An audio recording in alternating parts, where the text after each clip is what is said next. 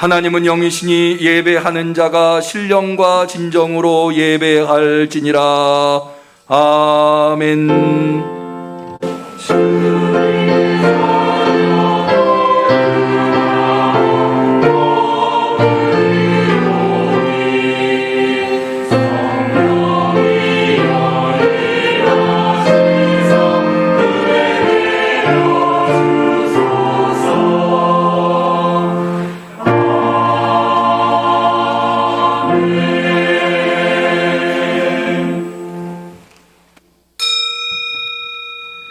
내 마음이 여호와를 인하여 즐거워하며 내 뿔이 여호와를 인하여 높아졌으며 내 입이 내 원수들을 향하여 크게 열렸으니 이는 내가 주의 구원을 인하여 기뻐함이니이다.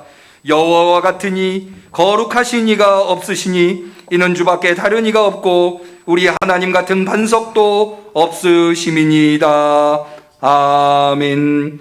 하나님이 아니셨다면 우리는 세상 속에서 힘들고 고통스러운 나날들을 보낼 수밖에 없었을 것입니다. 하나님이 아니셨다면 우리는 자존감이 무너지며 절망 속에서 살 수밖에 없었을 것입니다. 하나님 감사합니다. 진심 어린 감사로 주 앞에 나와 예배에 올려드리나이다. 하늘문을 여시고 우리의 예배를 받아 주시옵소서. 하늘의 것으로 강복하여 주시옵소서. 예수님의 이름으로 기도 올리옵나이다. 아멘.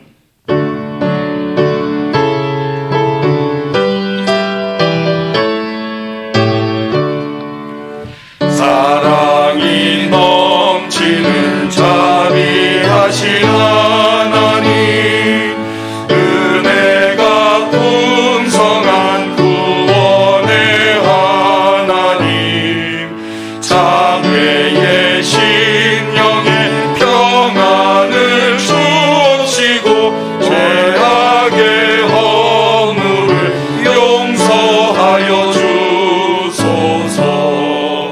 찬송과 영광과 생명 구원의 하나님, 우리 예배를 받아 주시옵소서.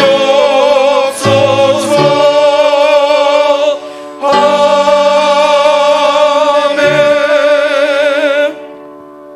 성령을 보내주시사 예배의 주님 되신 하나님 앞에 우리의 신앙을 고백할 때에 전능하사 천지를 만드신 하나님 아버지를 내가 믿사오며 그 외아들 우리 주 예수 그리스도를 믿사오니 이는 성령으로 잉태하사 동정녀 마리아에게 나시고 본디오 빌라도에게 고난을 받으사 십자가에 못 박혀 죽으시고 장사한 지 사흘 만에 죽은 자 가운데서 다시 살아나시며 하늘에 오르사 전능하신 하나님 우편에 앉아 계시다가 저리로서 산 자와 죽은 자를 심판하러 오시리라. 성령을 믿사오며 거룩한 공회와 성도가 서로 교통하는 것과 죄를 사하여 주시는 것과 몸이 다시 사는 것과 영원히 사는 것을 믿사옵나이다. 아멘.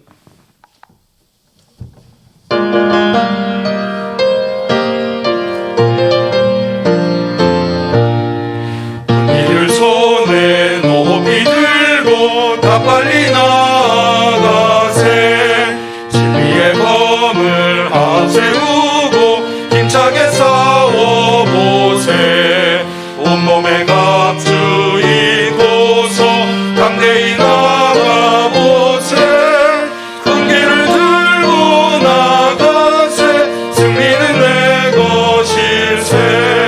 십자가 군병 들어 두 손에 길을 들고 용맹스럽게 싸우세. 승리는 내 것일세. 전국에 있는 전군 천사 우리를 지키리라.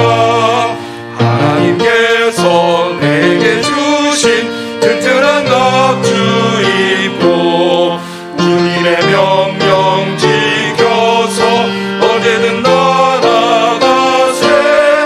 하늘에 계신 주님이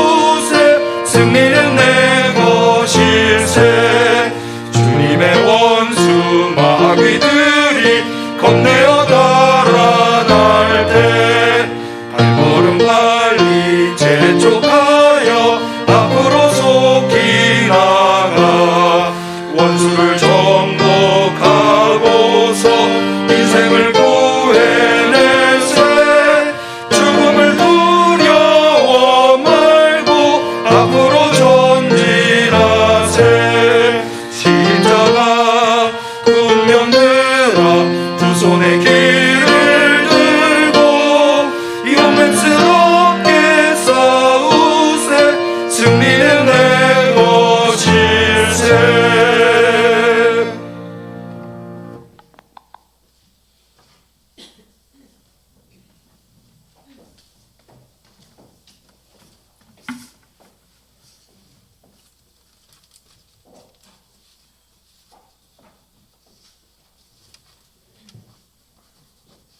하시겠습니다.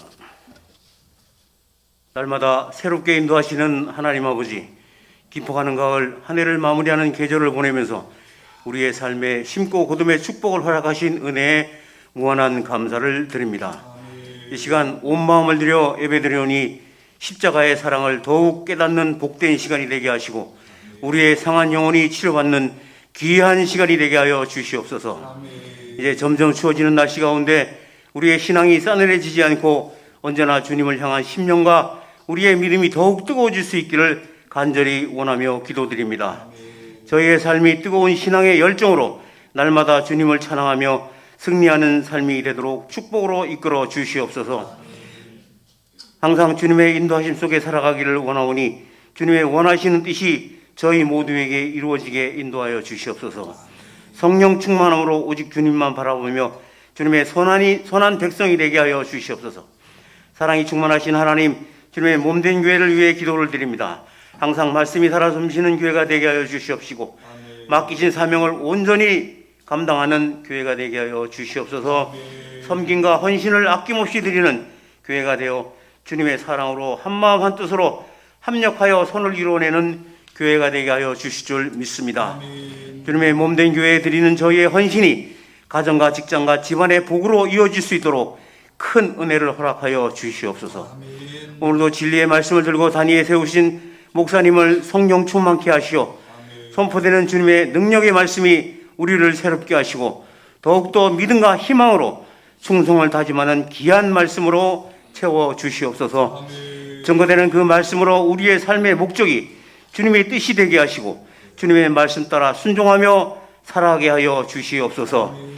오늘도 마음을 다해 예배를 돕는 손길들을 기억하여 주시옵시고 저들의 봉사와 헌신을 통하여 예배가 더욱더 주님께 큰 영광 돌리며 은혜가 넘치는 복된 예배가 되게 하여 주시옵소서.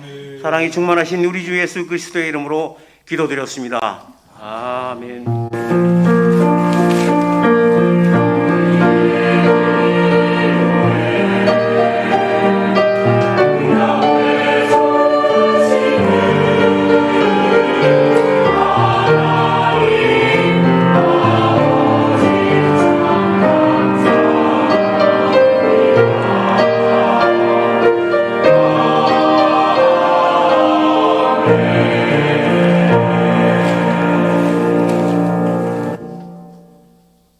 하나님께서 우리의 간절한 기도를 들어주시기를 축원합니다.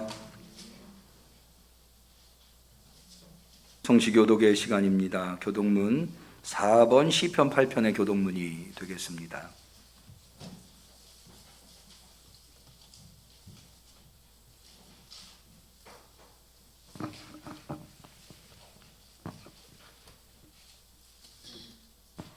교독문 4번 시편 8편. 여호와 우리 주여, 주의 이름이 온 땅에 어찌 그리 아름다운지요. 주의 영광을 하늘 위에 두셨나이다. 주의 대적을 인하여 어린아이와 젖먹이의 입으로 말미암아 권능을 세우시며 이는 원수와 보수자로 잠잠케 하려 하심이니이다. 주의 손가락으로 만드신 주의 하늘과 주의 베풀어 두신 달과 별들을 내가 보오니 사람이 무엇이간데 주께서 저를 생각하시며 인자가 무엇이간데 주께서 저를 권고하시나이까. 저를 천사보다 조금 못하게 하시고 영화와 존귀로 관을 씌우셨나이다. 주의 손으로 만드신 것을 다스리게 하시고 만물을 그 발 아래 두셨으니 곧 모든 우양과 들짐승이며 공중의 새와 바다의 어족과 해로에 다니는 것이니이다. 같이 하겠습니다. 여호와 우리 주여, 주의 이름이 온 땅에 어찌 그리 아름다운지요. 아멘. 하나님의 말씀은 시편 136편 10절의 말씀이 되겠습니다. 구약성경 901페이지 시편 136편 10절, 성령 강림절 26번째 주일 다음 주일이 추수감사절인데 추수감사절을 하루 한 주 앞둔 주일에 하나님께서 사랑하는 우리 응암교회 성도님들에게 주신 소중한 능력의 말씀인 줄로 믿고 우리 다 같이 시편 136편 10절 말씀을 봉독하겠습니다.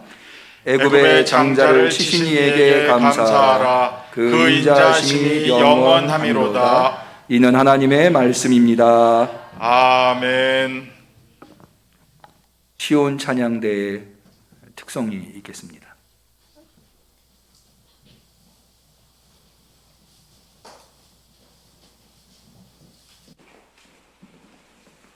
코로나 방역 단계가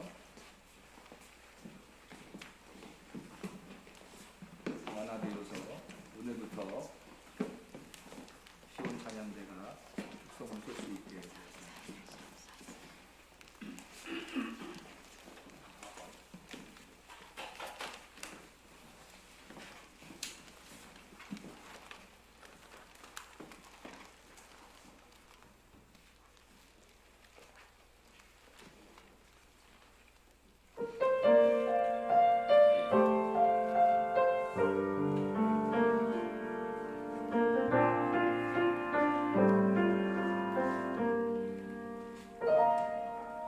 내가 누려왔던 모든 것들이 내가 지나왔던 모든 시간이 내가 걸어왔던 모든 순간이 당연한 것 아니라 은혜였어. 아침 해가 뜨고 저녁에 노을 봄의 꽃향기와 가을의 열매 변하는 계절의 모든 순간이 당연한 것 아니라 은혜였어. 모든 것이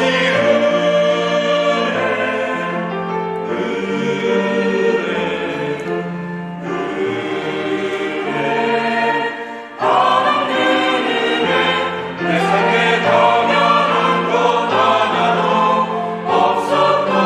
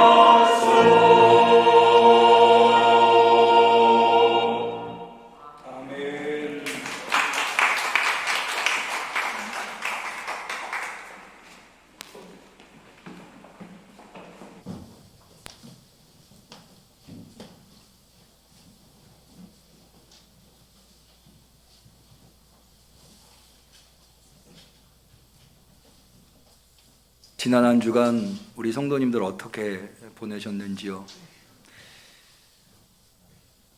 모쪼록 11월 달 감사의 달을 맞이해서 감사가 넘치는 나날들, 감사가 넘치는 성도님들이 되시기를 주님의 이름으로 간절히 축원합니다.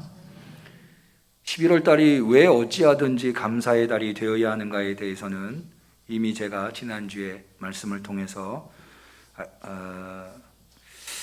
나누어 보았습니다. 11월 달 다음 주가 추수감사절이죠. 어떤 분들은 아니 우리가 농사도 안 짓는데 왜 우리가 추수감사절에 감사를 해야 하는가, 그렇게 생각하실 분도 계실 수 있겠습니다마는, 추수감사절은 꼭 농사를 지어야 그래서 뭔가 열매를 갖고 하나님 앞에 감사하는 절기를 넘어서서 지난 한 해 동안에 하나님께서 우리를 이끌어 주시고 힘 주시고 능력 주셔서 여기 오늘 이 자리에까지 있을 수 있었던 것, 물론 지난 한 해를 돌이켜보면 참으로 힘들고 어려웠던 순간들이 떠오르는 성도님들도 계실 거예요. 또 열매가 있기는커녕 오히려 있던 것까지 소실한 성도님들도 계실 줄로 압니다. 그러나 그럼에도 불구하고 우리가 여기에 이렇게 존재할 수 있다는 것만으로도 우리는 우리를 이끌어 주신 하나님 앞에 마땅히 감사해야 한다고 하는 것, 그것에 대해서 우리가 지난주에 나누어 보았습니다. 오늘은 감사절을 하루 앞두고 시편의 감사를 한 번 더 나눠 보려고 하는데요. 시편의 감사를 선택한 이유는 시편이 가지고 있는 독특한 위치 때문입니다. 여러분, 성경 66권이 모두 하나님의 말씀임을 믿으시죠? 시편도 역시 그 중에 속해 있기 때문에 하나님의 말씀입니다. 그런데 그 내용을 잘 들여다보면 시편은 인간이 하나님에게 올려드린 기도문과 찬양문으로 되어 있습니다. 그러니까 시편이 하나님의 말씀임에도 불구하고 그 내용적인 측면에서 보면 인간의 언어가 다수 포함되어 있다는 겁니다. 그러니까는 시편은 이렇게 정의할 수 있어요. 인간의 언어가 하나님의 말씀이 된 성경이다. 그런 의미에서 여러분, 감사는 우리가 하나님 앞에 올리는 것 아닙니까? 또 하나님이 받으실 만한 감사를 우리가 해야 되지 않겠습니까? 하나님의 뜻에 맞는 감사, 시편의 감사만큼 하나님의 뜻에 맞는 감사가 있을까? 하나님의 뜻에 맞기에 감사는 인간이 하는 거지만 하나님의 말씀으로 받아주신 것이 시편이다. 그런 측면에서 시편에서 감사를 생각해 보는 것은 대단히 중요하다. 더군다나 이 시편 136편의 말씀은 시편에 나와 있는 감사 시편 중에 가장 대표적인 감사 시편입니다. 두 가지 이유에서 그런데요. 첫 번째는 그는 선하시며 그 인자하심이 영원함이로다. 이거의 짧은 신앙 고백은 그의 인자하심이 영원함이로다. 이것이 무려 26번이나 반복해서 나온다고 하는 겁니다. 그의 인자하심이 영원함이로다라고 하는 이 문구는 성경에 나와 있는 가장 대표적인 감사 고백인데요. 시편 136편만 나오는 것이 아니라 시편 106편에, 시편 107편, 시편 118편, 그리고 역대상 16장, 역대하 5장, 역대하 7장, 역대하 20장, 에스라 3장, 예레미야 33장, 이렇게 구약 성경 전반에 걸쳐서 그의 인자하심이 영원함이로다라고 고백되어 있다고 하는 것, 그것을 볼 때 그는 선하시며 그 인자하심이 영원함이로다라고 하는 고백은 가장 보편적이고 일반적이고 기초가 되는 감사 고백이다. 그런데 그 고백이 몇 번이 나와요? 26번이나 반복해서 나온다는 겁니다. 여러분, 우리의 성경에 시편이 모두 150개가 들어있어요. 앞서 말씀드린 대로 시편은 인간이 하나님한테 올린 기도문과 찬양문으로 되어 있습니다. 여러분, 이스라엘의 신앙이 수천 년이거든요. 수천 년 동안에 왜 150개밖에 기도문이나 찬양문이 없겠습니까? 여러분, 우리가 가지고 있는 찬송가도 500장이 넘거든요. 500개의 찬송이 넘는다는 겁니다. 그런데 이스라엘은 수천 년의 역사 속에 150개가 아니라 1,500개, 15,000개, 15만 개 이상의 기도문과 찬양문을 가지고 있을 겁니다. 그런데도 불구하고 이스라엘의 신앙의 선생들이, 신앙의 지도자들이 그 중에 가장 중요하다고 생각하는 것을 엄선하고 엄선해서 150개를 추려서 시편에 넣어놓은 겁니다. 그렇기 때문에 시편은 그 어떤 시편도, 시편에 들어와 있는 시편 중에 어떤 시편도 가볍게 여길 만한 시편은 없다고 하는 거죠. 그 중에서 가장 대표적인 감사 시편이 136편이라고 하는 것, 그것을 생각해 본다면 이 시편 136편의 시편이 얼마나 소중한 감사인가라고 하는 것을 알 수가 있습니다. 그래서 이른바 이 시편 136편을 그레이트 할렐, 위대한 찬양이라는 이름이 따라옵니다. 할렐이라고 하는 것이 할렐루야에서 온 말이죠. 찬양하다는 겁니다. 가장 위대한 찬양이 바로 시편 136편이라고 하는 거죠. 그런데 이 시편 136편의 내용을 보면은요, 무엇보다도 먼저 선하시고 인자하신 하나님에 대한 찬양이 나옵니다. 1절 감사가 나옵니다. 그 다음에 하나님, 우리가 감사하는 그 하나님이 가장 놀랍고 가장 위대하고 가장 뛰어난 하나님이라고 하는 것, 그것에 대해서 감사합니다. 2절을 볼까요? 모든 신에 뛰어나신 하나님께 감사하라, 그 인자하심이 영원함이로다 라고 되어 있습니다. 세 번째로 이 시편 136편의 감사는 천지를 창조하신 하나님에 대한 감사를 합니다. 5절을 보겠습니다. 지혜로 하늘을 지으신 이에게 감사하라, 그 인자하심이 영원함이로다. 하나님께서 하늘에 이 우주 삼라만상을 다 펼치시고 창조하셨다는 것, 그것을 감사합니다. 세 번째로는 고통에서 구원하신 하나님을 감사합니다. 24절을 볼까요? 우리를 우리 대적에게서 건지신 이에게 감사하라, 그 인자심이 영원함이로다. 대단히 우리가 소중한 감사, 누구나 할 수 있는 감사, 누구나 동의하는 감사, 고통에서 구원을 받았다면 구원해 주신 하나님 앞에 마땅히 감사해야 하는 거죠. 마지막으로 먹을 것을 제공해 주신 하나님께 감사하라고 시편 136편은 이야기합니다. 모든 육체에게, 25절입니다. 모든 육체에게 식물을 주신 이에게 감사하라, 그 인자하심이 영원함이로다. 우리가 식사할 때마다 기독교인들은 식사 기도를 하죠. 그때 무슨 기도합니까? 감사 기도를 하는 겁니다. 마땅히 해야 할 겁니다. 그러니까는 시편 136편에 나와 있는 선하시고 인자하신 하나님께 감사하라는 것 해야죠. 천지를 지으신 하나님께 감사를 해야죠. 고통에서 구원하신 하나님 감사해야죠. 그리고 먹을 것을 주신 하나님께 감사해야죠. 그런데 여기 이 내용 중에 우리가 솔직히 인정하기 쉽지 않은 그런 감사가 들어있는데요, 바로 오늘 우리가 읽은 시편 136편 10절입니다. 다시 볼까요? 애굽의 장자를 치신 이에게 감사하라. 애굽의 장자를 쳤다라고 하는 것이 무엇을 의미합니까? 바로 유월절 사건을 의미하는 거죠. 유월절 사건이 얼마나 참혹한 사건이었는가 우리는 잘 알고 있습니다. 애굽에 있는 모든 초태생, 어린아이 어른 할 것 없이, 또 가축도 할 것 없이 모든 처음 난 생명들을 하나님께서 다 사망에 이르게 하신 사건, 바로 그것이 애굽의 장자를 치신 이라고 하는 말씀 안에 담겨 있는 사건이죠. 이게 얼마나 이게 고통스럽고 괴로운 사건입니까? 하나님이 이럴 수 있는가? 뭐 어른들은 그렇다 치더라도 갓난 아이들 중에도 처음 태어난 아이, 여러분 장자의 의미가 오늘날은 그게 뭐 강하지 않습니다만은 고대에서는 장자의 의미가 얼마나 큽니까? 근데 그 장자가 다 죽음에 이르렀다는 거예요. 그렇게 죽음에 이르게 하게 하신 하나님께 감사하라. 이게 여러분 감사할 수 있습니까? 감사가 쉽지 않아요. 이거 인정하기 쉽지가 않아요. 더군다나 시편 136편이 위대한 할렐, 그레이트 할렐이라고 하는데 애굽의 장자를 치신 이에게 감사하라 뿐만 아니라 거기에서부터 참혹한 사건들이 언급이 되면서 감사하라고 하는 내용이 이 136편의 중심을 이루고 있다는, 가장 많은 분량을 이루고 있어요.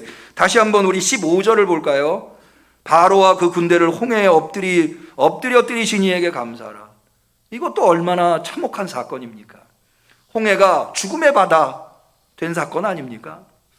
또 20절을 볼까요? 바산의 옥을 죽이신 이에게 감사하라. 이런 것들이 어떻게 감사의 조건이 될까? 이런 것들이 어떻게 우리가 하나님께 감사하는 이유가 될까? 사실은 납득하기 쉽지 않은 부분들이에요.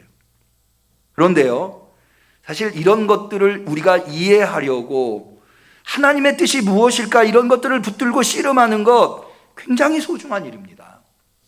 우리가 지난주에도 우리 하나님 앞에 진정한 감사를 올려드리기 위해서 11월 달이 감사로 가득 채워지기 위해서 감사할 수 없다고 사람들이 이야기하는 것들에 대해서 바울이 그것이 무엇이었습니까? 어떤 이들은 혼인하지 말라고 그랬죠. 왜 혼인하지 말라고 그랬나요? 육체가 부정하다고, 육체가 악하다고 생각하는 이들이 혼인하지 말라는 거예요.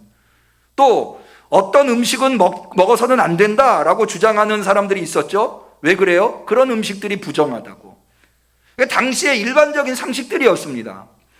그런데 그런 것들에 대해서 감사할 수 없다고 주장하는 사람들에게 바울은 뭐라고 이야기합니까? 하나님이 지으신 것이어서 선하니 감사함으로 받으면 버릴 것이 없다라고 바울이 가르쳐 주는 것을 통해서 우리가 그 하나님이 지으신 것이 선하다고 하는 것, 우리가 때때로 감사할 수 없는 것들을 놓고 왜 감사해야 하는가에 대한 말씀을 나누어 보았습니다.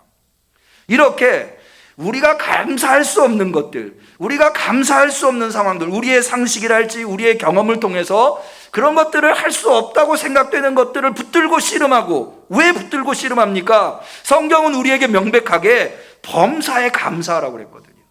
모든 것에 대해서 감사하라고 그랬어요. 내가 감사할 수 있는 상황에서만 감사하는 게 아니라 감사할 수 없는 상황에서도 감사해야 한다고 했는데, 그렇게 되려면 우리가 감사할 수 없다고 생각이 드는 것들을 붙들고 씨름해야죠. 그래서 정말 그것을 왜 감사하라고 하나님이 명하시는지, 성경은 왜 우리한테 가르쳐주고 있는지를 우리가 이해하고 납득할 때 우리의 감사가 더욱더 성숙해질 수 있다는 겁니다. 마치 야곱이 자기를 축복해 주러 온 하나님과 씨름했던 것처럼, 야복강가에서 밤을 맺도록 씨름했던 것처럼, 우리가 때때로 그냥 보기에는 잘 이해가 되지 않는 말씀들, 그런 말씀들을 붙들고 씨름할 때 그 씨름을 통해서 우리의 신앙은 더욱더 성숙해질 수 있다는 겁니다. 사실 여러분, 우리 그리스도인들이 하나님의 말씀을 붙들고 씨름하는 것이 굉장히 소중합니다. 왜 이런 걸까? 이렇게 씨름하는, 물론 그게 이해가 잘 안 되고 납득이 안 돼도 하나님의 말씀이니까 무조건 믿어, 그것도 소중해요. 그러나 우리가 그것을 어떻게 해서든지 이해해 보려고, 어떻게 해서든지 그것의 의미를 깨달아 보려고 노력하는 것, 그런 질문을 던져보는 것, 여러분, 신앙의 성숙은요, 인생의 성숙도 마찬가지예요. 여러분, 우리 인생에 어느 때 우리 인생의 깊이를 더합니까? 인생이 쉽게 얘기하면 모든 일이 형통하고 잘 될 때, 태양은 찬란하게 비치고 모래알은 반짝거리고, 그럴 때 우리의 인생이 성숙하게 되는가? 아니면 고통과 신음 속에서 괴로워할 때, 어느 때 인생이 더 성숙하게 됩니까? 우리 자신을 성찰하게 됩니까? 어느 때 우리가 하나님을 찾게 됩니까? 사실은 힘들고 어려울 때거든요. 왜 나한테 이런 일이 일어나는 걸까? 왜 이런 고통 속에 내가 있어야 하는 걸까? 저 사람은 왜 나를 미워하는 걸까? 이런 일들이 있을 때 우리는 우리 자신을 돌아보게 되는 거고, 하나님을 붙들게 되는 거고, 말씀과 씨름하게 되는 겁니다. 그래서 말씀과 씨름하는 것은 대단히 소중한데요, 오늘 그것을 한번 해보려고 하는 것입니다. 그렇게 함으로써 우리의 감사가 더 깊이 있는 감사, 성숙한 감사로 나아가 보려고 하는 겁니다.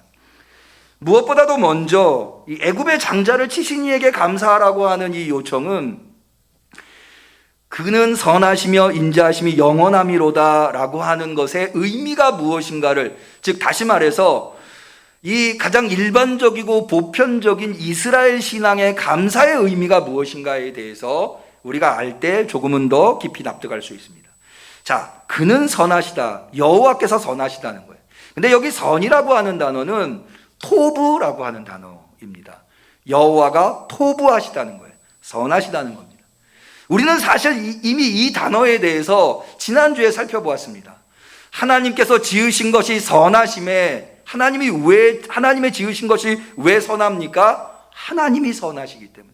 선하신 하나님이 선하게 지으셨기 때문에 지으신 모든 것이 선하다는 겁니다. 그래서 우리는 창세기 1장의 말씀을 나누어 보았죠. 하나님이 빛이 있으라 하셔서 빛이 있었고 그 빛이 하나님의 보시기에 좋았더라. 이게 토부라고 하는 것이었다고 하는. 그래서 육체는 악한 것이 아니라 육체는 선한 것이다. 음식은 악한 것이 아니라 음식은 선한 것이다 라고 하는 것을 이 창세기의 말씀을 통해서 우리가 이해해 봤던 겁니다. 그런데 이 창세기 1장을 가만히 보면은요, 이 선이라고 하는, 토부라고 하는 개념이 어떤 개념인가를 우리가 어느 정도 알 수 있는데요. 자, 여러분, 왜 하나님께서 빛을 만들어 놓으시고 만들어 놓으신 것을 보시기에 좋았더라? 첫째 날만 그러신 것이 아니죠. 둘째 날도 그러시고 마지막 날은 모든 것을 만들어 놓으시고 만드신 모든 것을 보시기에 심히 좋았더라. 이렇게 말씀하셨어요. 왜 그러셨을까? 여러분, 사실 하나님께서 천지를 창조하셨다고 하는 것은 한마디면 됩니다. 하나님이 천지를 창조하시니라. 이 한마디면 끝나는 거예요. 아무것도 없는 것에서 하나님이 천지를 창조하셨다고 하면은, 아, 하나님이 창조주시구나, 우리가 고백할 수 있는 거죠. 그런데 창세기 1장은 그렇게 이야기하고 있잖아요. 첫째 날 뭐 만드시고 만드신 것을 보시기에 좋았더라. 둘째 날 뭐 만드시고 만드신 것을 보시기에 좋았더라. 그렇게 첫째 날부터 여섯째 날까지 구구절절 나열하고 있다는 거죠. 왜 그렇게 표현하고 있는 것일까? 여기에는 아주 깊은 의미가 있는데요. 여러분, 하나님께서 천지를 창조하셨다고 하는 것은 없었던 것을 만드셔서 존재하게 하셨다고 하는 의미도 있지만, 첫째 날, 둘째 날, 셋째 날, 넷째 날, 다섯째 날, 여섯째 날, 이렇게 날짜를 나누어서 창조하셨다고 하는 것은 하나님께서 창조의 계획을 가지고 계셨다는 거예요.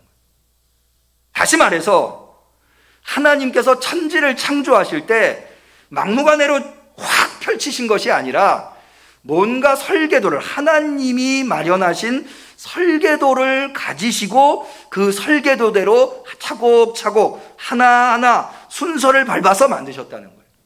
여러분, 우리가 건물을 지을 때요, 설계도를 먼저 만들죠. 그리고는 설계도대로 땅을 팝니다. 그리고 거기에다가 콘크리트를 세우고 그리고 하나씩 하나씩 이루어 나가죠. 만약에 여러분들이 건축가라고 한번 생각을 해보시죠. 여러분들이 설계도를 만들었어요. 땅을 팠어요. 땅을 팠는데 아, 잘 됐다 라고 말했다고 하면 그거는 무슨 의미일까요? 다음 공정을 진행할 수 있도록 적절하게 설계도대로 잘 만들어졌다라고 하는 의미이겠죠. 토부는 바로 그런 의미라는 거예요. 하나님이 보시기에 적절하구나, 잘 만들어졌다. 여러분, 이것을 이해하는 것이 굉장히 중요한데요. 왜 그런가 하면 그것이 적절한지 적절하지 않은지의 판단은 누구만 할 수 있느냐? 설계자만 할 수 있어요. 그것을 왜 그렇게 만들었는지 누구만 온전히 이해하고 알 수 있어요? 설계자만. 설계도를 설계한 설계자만 이해할 수 있는 거예요. 다시 말해서 적절성의 판단, 그것은 오직 하나님만이 하시는 거예요. 여러분, 창세기 3장에 가면 하나님께서 아담과 하와에게 선악과를 따먹지 말라고 그래요. 그때 선이 뭐냐면 토부예요. 아니, 선악과를 먹어서 선과 악을 구별할 수 있는 것은 굉장히 중요한 것 아닌가? 우리가 선과 악을 구별해야 되는 것 아닌가? 생각하실 수 있어요. 그런데요, 그렇게 보면 그걸 납득할 수 없지만 그것이 적절성의 문제, 그것이 적절하냐 적절하지 않느냐라고 하는 판단의 문제라면 그것은 하나님의 것이라는 거예요. 여러분, 설계도에는 뭐가 들어갑니까? 하나님의 지혜가 들어갈 수밖에 없어요. 하나님이 지혜로 설계도를 만들어 놓으시고 그 설계도대로 천지를 창조하신 거예요. 그래서 이 천지 창조는요, 없는 것이 생겨난 무에서 유가 창조된 것만 중요한 게 아니고요, 사실은 그거보다 더 중요한 건 하나님이 이 우주 삼라만상의 모든 존재의 존재 질서를 세우셨다는 거예요. 여러분, 존재하는 것은 모든 것이 다 질서대로 움직입니다. 저는 과학에 좀 관심이 있는데요. 지구가 존재하기 위해서, 지구의 생명체가 존재하기 위해서 지구와 매우 멀리 떨어져 있는 목성이 존재해야 한다 하더라고요. 목성이 존재하지 않으면 지구에는 생명체가 존재할 수 없대요. 왜 그런가 하면 목성이 어마어마하게 크잖아요. 이 큰 목성이 유성, 우주에서 날아오는 유성들을 중력으로 끌어들이기 때문에 지구의 생명체가 위협을 받지 않을 수 있다는 거예요. 이게 다 뭐예요? 하나님이 세우신 창조 질서들이에요. 그 질서 안에서 우리가 살아가는 거예요. 여러분, 그래서요, 아까 말씀드린 대로 시편이 모두 150개인데요 150개의 시편 중에 가장 중요한 시편 하나를 꼽으라면 저는 시편 1편을 꼽아요. 여러분이 이스라엘의 신앙의 지도자들이라면 시편 중에 제일 중요한 시편을 어디다 놓겠어요? 제일 앞에다 놓겠죠. 그래서 시편 1편은 저는 가장 중요한 시편이라고 생각하는데 신앙의 정수라고 보는데요, 그 시편 1편이 뭔지 아세요? 복 있는 사람, 악인의 꾀를 쫓지 아니하고 죄인의 길에 서지 아니하고 오만한 자의 자리에 앉지 아니하고 오직 여호와를 경외, 그의 여호와를 즐거워하며 그 말씀을 묵상하는 자로다. 다시 말해서 말씀대로 사는 사람이 가장 복된 사람이라는, 행복한 삶을 살아갈 수 있다는 거예요. 왜 말씀대로 살면은 행복한 삶을 살 수 있을까요? 이 세상은 누가 만들었어요? 내가 살아가고 있는 이 세상은 누구에 의해서 세워진 질서대로 움직이고 있어요? 하나님. 하나님이 하나님의 지혜로 세운 세상 속에서 하나님의 말씀대로 살아야 가장 잘 살 수 있다는 거예요. 그게 시편 1편의 고백이에요. 시편 1편이 가르쳐주고 있는 거예요. 그래서 하나님의 선하심은요, 하나님의 적절성은 인간이 판단해서는 안 되는 거예요. 그래서 바울은 고린도전서 1장에 이렇게 이야기하죠. 하나님의 미련한 것이 사람보다 지혜 있고, 우리 응함교회 성도님들은 인정하실 수 있기를 축원합니다. 내가 볼 때는 미련해 보여요. 그럼 그 대표적인 게 뭐예요? 십자가예요. 십자가가 미련해 보이고 힘없어 보이지만 십자가만큼 지혜롭고 십자가만큼 능력 있는 게 없는 거예요. 그래서 바울은 고백한 하나님의 미련한 것이 사람보다 지혜 있고 하나님의 약한 것이 사람보다 강하니라. 할렐루야. 이걸 인정하는 것, 하나님의 선하심을 인정하는 것, 그것은 하나님의 절대 주권을 인정하는 것이고, 그것은 하나님 앞에 내가 틀릴 수밖에 없는 연약한 인간이라고 하는 것을 인정하는 것이고, 그러기에 하나님 앞에 내가 나를 꺾어야 하는 것을 인정하는 거예요. 하나님은 선하심이야. 그 인자하심이, 여러분 그 인자도 마찬가지예요. 인자는 헤세드, 한번 들어보셨죠? 예, 구약에서 어떻게 보면은 히브리어로 가장 유명한 말이 헤세드런지물. 이 헤세드가요, 사랑으로도 번역이 되고 인자로도 번역이, 자비 이렇게 번역이 되는데요. 헤세드가 뭐냐에 대한 여러 논란이 있지만 저는 헤세드를 가장 잘, 하나님의 사랑을 가장 잘 표현한 것이 바로 예수 그리스도의 사건이라고 봐요. 요한복음 3장 16절, 하나님이 세상을 이처럼 사랑하사, 하나님의 헤세드에 독생자를 주셨으니 저를 믿는 자는 멸망치 않고 영생을 얻게 하려 하심이라. 이 요한복음 3장 16절을 뭐라고 하냐면 바이블 인 바이블이라고 해요. 성경 속의 성경이다. 성경 66권에 있는 말씀을 한 구절로 딱 뽑으라고 한다면 그게 요한복음 3장 16절이다. 근데 이 요한복음 3장 16절에 나와 있는 헤세드는 어떤 개념이냐? 첫 번째, 이 헤세드는 관계적 개념이에요. 하나님이 세상을 이처럼 사랑, 하나님이 세상과 어떤 관계를 이루고 계시는가? 헤세드의 관계를 이루고 있다는 거예요. 사랑하사. 근데 이 사랑의 관계에서 나오는 것이 뭐냐면 하나님의 희생, 하나님의 헤세드는 하나님의 희생을 이야기하고 독생자를 주셨으니, 뿐만 아니라 하나님의 헤세드는 계약적 관계를 이야기하고 있어요. 의미하고 있습니다. 저를 믿는 자마다 멸망치 않고 영생을 얻게 하려 하심이니라.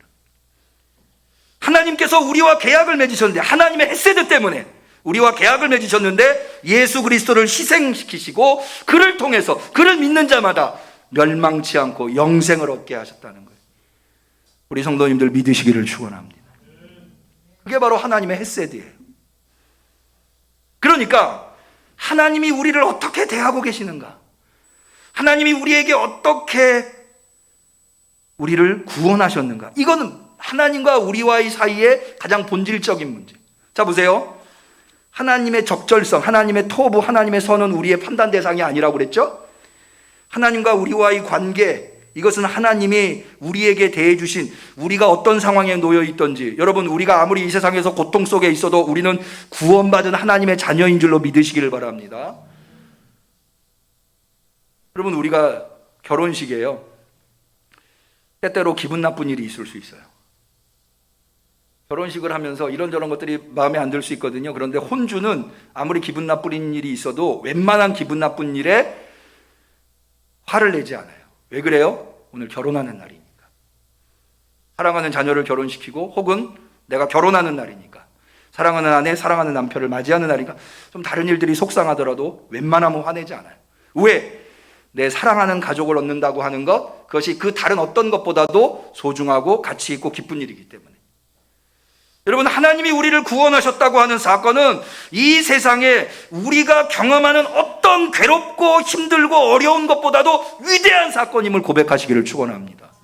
사실 그것 때문만이라도 우리는 아무리 우리가 힘들어도, 아무리 어려워도, 일이 잘 안 되고 속상하고 괴로워도 우리는 하나님 앞에 감사해야 하는 거예요.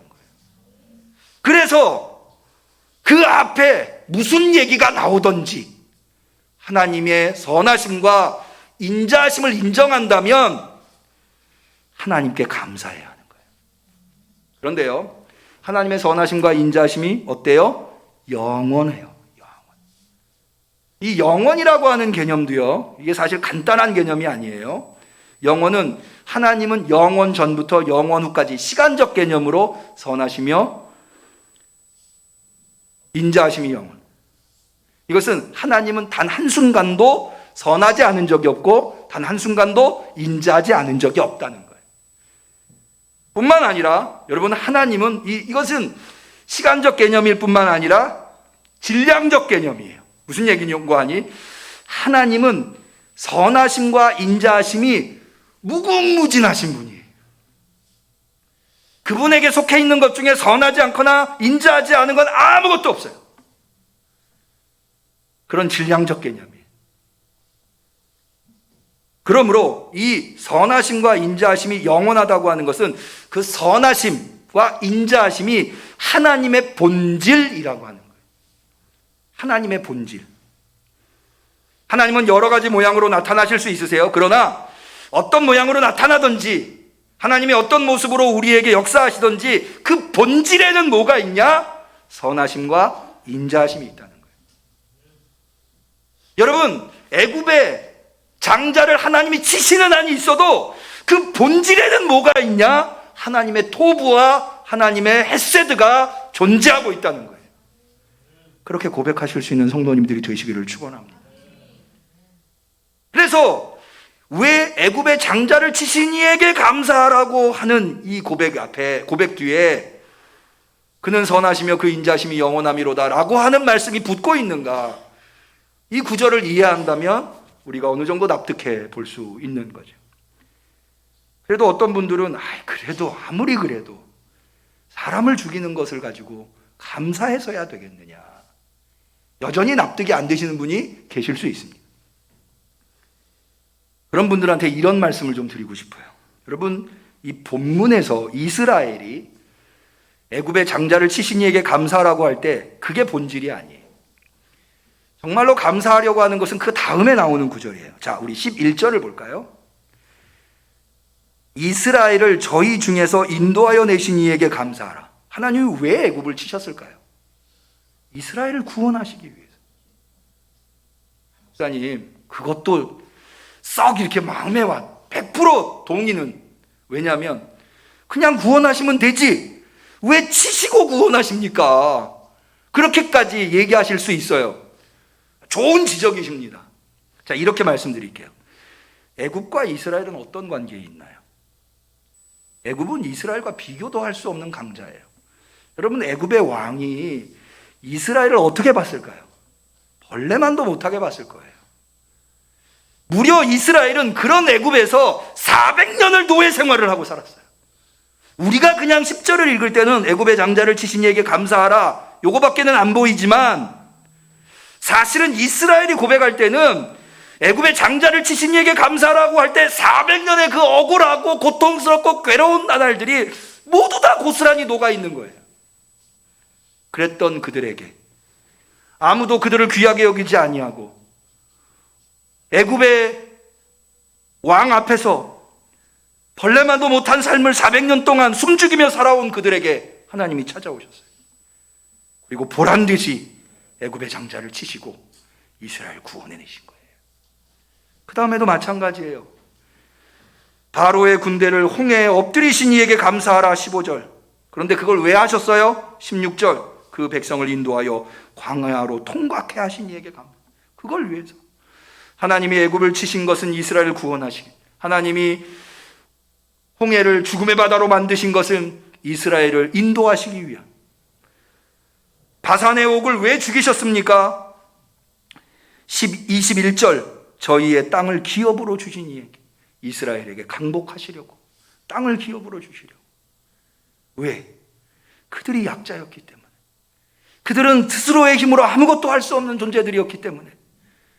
여러분, 그들을 괴롭혔던 사람들은 다, 자, 우리 17절 볼까요? 바산의 왕을 뭐라고 표현하고 있는가? 유명한 왕들을 죽이신 이에게.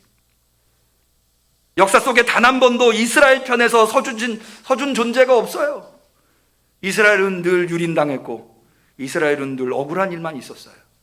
스스로는 절대로 자신을 구원할 수 없었어요. 그런데 그런 이스라엘에게 하나님이 찾아오셨어요. 보란듯이 애굽을 물리쳐 주셨어요. 보란듯이 바로의 군대를 물리쳐 주셨어요. 보란듯이 힘있고 강하다는 왕들을 물리쳐 주셨어요. 여러분, 이 치열한 감사의 현장이 느껴지세요? 천지를 창조하신 하나님, 기분 좋을 때 얼마든지 할 수 있어요. 나한테 오늘 먹을 것을 주신 하나님, 얼마든지 감사할 수 있어요. 전쟁터에서 내가 지금 단 한순간도 내 생명을 보장받을 수 없는 치열한 전쟁터 속에서 하나님을 붙들고 하나님, 내 적군을 물리쳐 주신 하나님께 감사하나이다. 이렇게 고백할 수 있는 건요, 이건 얼마나 치열하고 얼마나 절절하고, 약자의 입장에서는 그런 감사가 얼마나 간절한 감사가 되는지. 사실은요, 이 136편이 여기 시편 안에 들어오게 된 원인은 다른 데 있습니다. 이 시편 136편이 이스라엘의 신앙 고백 안에 들어온 이유는 바벨론 포로기 때문에 그래요. 이스라엘은 그 옛날 애굽에서만 노예 생활을 했던 게 아니에요. 이스라엘은 그 이후에도 바벨론의 포로로 끌려가 노예 생활을 했어요. 그 속에서 애굽의 장자를 치신 이에게 감사한다는 것이 무슨 의미였을까요? 바로의 군대를 홍해에다가 가두신 이에게 감사한다는 것이 무슨 의미였을까요? 유명한 왕들을 죽이신 이에게 감사한다는 것이 무슨 의미였을까요? 여러분, 느껴지세요? 이 감사를 하고 있는 이의 그 절절함, 그 치열함, 도저히 감사할 수 없는 이 치열한 전쟁터 속에서, 고통 속에서 어찌하든지 하나님 앞에 감사함으로 말미암아 이 고통을 이겨보겠다고 하는, 오직 하나님만이 도와주실 수 있는, 그 누구도 내 편을 들어주지 않고 내가 가지고 있는 힘으로는 도저히 이 상황을 이길 수 없는 그런 약자가 하나님을 붙들고 감사하는 그런 감사의 치열한 감사. 그래서 저는 오늘 설교 제목을 전쟁터의 감사라고 표현하면서 동시에 감사의 전쟁터, 내가 어찌하든지 감사만으로 하나님의 도움을 얻고 하나님의 은혜를 얻어야 되겠다. 처음에 제가 질문한 것에 어느 정도 납득이 되시고 수용이 되시는지 모르겠습니다만은, 저는 이 내용을 읽으면서 오늘 우리가 이렇게 애굽에서 너무 연약하게, 애굽의 바로 왕 앞에서 너무 보잘것없게 살아왔었던 이스라엘의 모습이 오늘 우리의 모습이 아닌가라는 생각을 해봅니다. 우리 인간은 과학 문명으로 대단한 성공을 이룬 줄 알았어요. 그런데 지난 2년간 그것이 아무 보잘것없다고 하는 것, 코로나 앞에서 인간이 얼마나 무기력하다고 하는 것 여실하게 증명됐다고 생각을 합니다. 물론 아직도 코로나가 해소되지는 않았어요. 그러나 조금씩 극복해 나가고 있습니다. 오늘 이 순간 이렇게 무기력하고 연약하고 부족한 자기 자신을 깨달으면서 우리는 하나님 앞에 어떤 감사를 해야 할까요? 저는 그런 의미에서 시편 136편이 우리에게 주는 감사가 우리에게 참 가치 있고 의미 있는 감사라고 생각이 듭니다. 힘드세요? 어려우세요? 치열한 삶의 현장 속에서 한 치 앞을 내다보실 수 없는, 당장이라도 꼬꾸라져도 누구 하나 손 내밀어 주지 않을 것이고 이상하리라고 보이지 않는 그런 삶의 현장에 계세요. 감사하시기를 바랍니다. 감사를 붙드세요. 치열하게, 절절하게, 간절하게 감사하세요. 하나님의 선하심과 하나님의 인자하심이 그런 여러분들을 붙들어 주실 줄로 믿습니다. 기도하겠습니다. 하나님 아버지, 시편 136편의 시인의 고백이 오늘 우리의 고백입니다. 그렇습니다. 하나님은 선하십니다. 하나님은 인자하십니다. 그 인자하심이 영원하십니다. 믿습니다. 그 선하심과 인자하심이 오늘 우리를 휘감고 계신 줄로 믿습니다. 그래서 감사합니다. 내 환경 때문에 감사하는 것 아닙니다. 나에게 뭔가 있어서 감사하는 게 아닙니다. 내 환경이나 내 손에 쥔 것을 생각하면 감사가 아니라 불평을 해야 하는 상황이지만 하나님의 선하심과 하나님의 인자심이 영원하심을 고백하기에 감사합니다.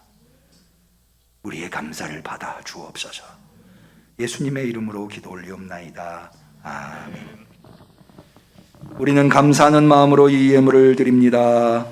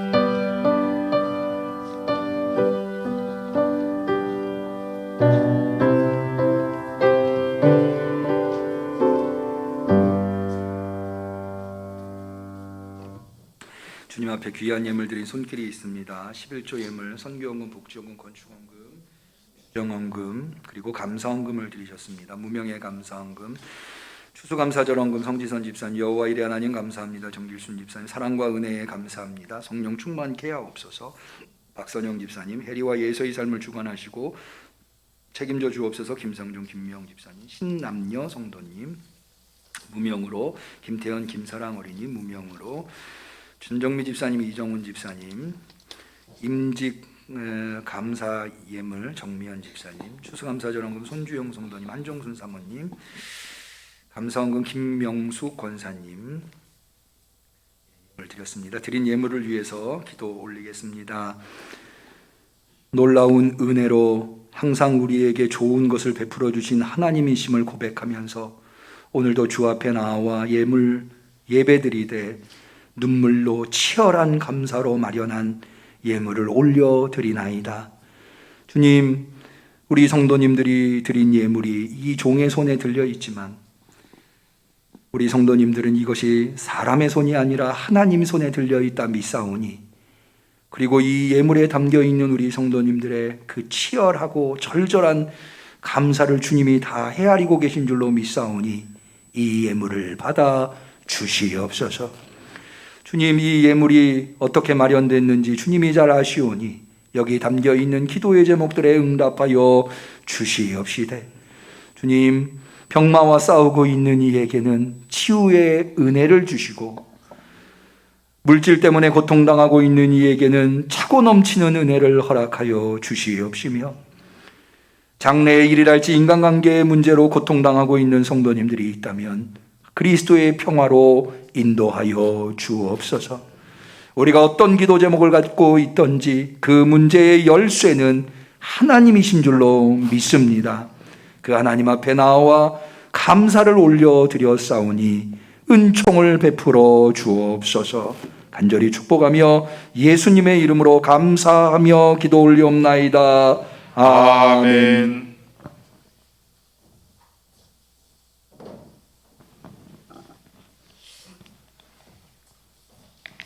오늘은 참으로 기쁜 날입니다.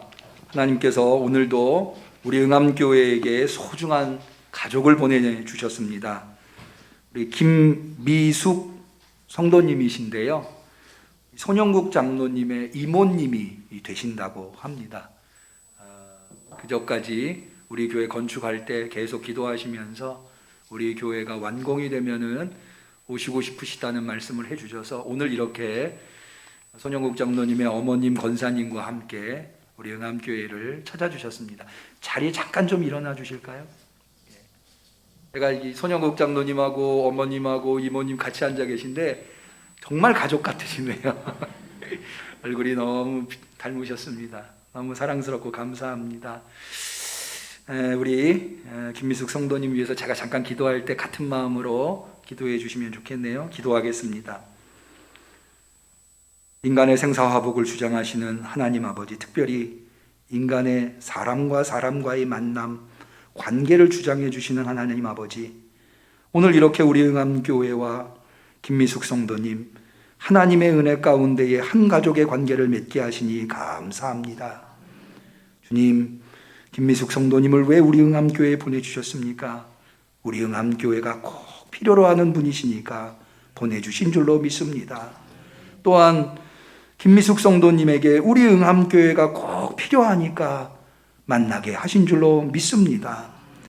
주님의 뜻을 온전히 이루어 주시옵소서. 이제까지 우리 김미숙 성도님이 어떻게 사셨는지 알 수 없지만 앞으로는 하나님이 베푸시는 그 놀라운 강복 속에 복된 삶을 살게 하실 줄로 믿습니다. 더욱 강건한 팔로 붙잡아 주옵소서. 이제 새 식구를 맞이한 우리 응암교회 더 큰 사랑을 허락하여 주시옵시사. 우리 김미숙 성도님이 이 자리 우리 응암교회에 뿌리 내리시기에 많은 열매를 맺으시기에 부족함이 없는 터가 되게 하옵소서. 저리 축복하며 감사하며 예수님의 이름으로 기도 올리옵나이다. 아멘. 우리 환영의 박수를 한번 하실까요? 환영하고 반갑습니다. 자리에 앉으시고요. 예배를 마치면 저를 잠깐 뵀으면 좋겠습니다. 감사합니다. 교회 소식을 말씀드리겠습니다. 거듭 말씀드린 대로 다음 주일은 추수감사절 예배입니다. 다음 주에는 가능하면 우리 응암교회 성도님들 꼭 비대면 예배를 드리셔야만 하는 분을 제외하고는 이제는 대부분이 코로나 백신을 2차까지 완료하셨기 때문에 교회 오시는데 전혀 지장이 없으십니다. 다 나오셔서 우리가 2021년도 새성전에서 처음 맞이하는 추수감사절이니만큼 하나님께 귀한 예배를 올릴 수 있었으면 합니다. 더군다나 새성전에서 허락하신 첫 번째 추수감사절이니만큼 우리가 힘을 다해서 하나님께 감사했으면 합니다. 입당 및 임직 예식이 12월 5일 날 있다고 하는 것은 이미 여러 차례 광고 말씀을 드렸습니다마는 어제 제가 문자를 보내드릴 때 이 인터넷으로 발송할 수 있는 초대장을 같이 보내드렸습니다. 거기 나와 있는 인터넷 주소를 복사하셔서 꼭 초대하시고 싶으신 분이 있으시면 누구나 다 오셔도 됩니다. 초대하시고 싶으신 분이 있으시면 그것을 상대방에게 발송해 주시면 되겠습니다. 혹시 종이 초대장이 필요하신 분, 종이 초대장도 우리가 제작할 건데 종이 초대장이 필요하신 분 말씀해 주시면 필요한 만큼 드리도록 하겠습니다. 11월은 기관 총회가 있는 달입니다. 각 기관에서 열심히 총회를 하고 계신 줄로 아는데 총회를 마치시면 총회 보고를 해주셔야 12월에 있을 사무총회에 차질이 없겠습니다. 나머지 광고는 보내드린 순서지와 받으신 순서지를 참고해 주시고요. 우리 서로를 축복하는 축복의 노래로 영광을 올려드리겠습니다. 축복하겠습니다. 사랑하는 자여, 사랑하는 자여, 너의 영혼이 잘됨같이 언제나 범사에 잘되고 강건하기를 내가 간구하노라. 하나님께 영광의 박수 올립니다. 옆분과 그리스도의 인사를 나누겠습니다. 그리스도의 평화를 빕니다. 그리스도의 평화를 빕니다. 감사합니다. 송영 하시겠습니다.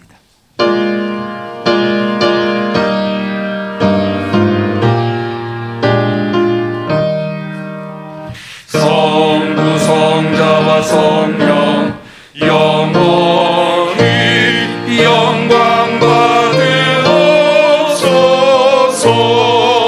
태초로 지금까지 또 길이 영원 무궁 영광 영광 아멘 아멘.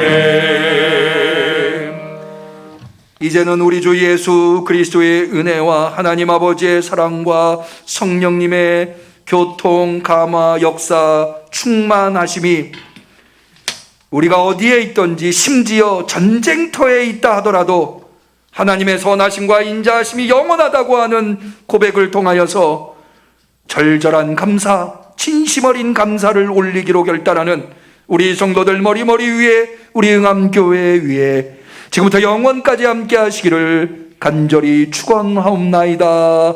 아멘.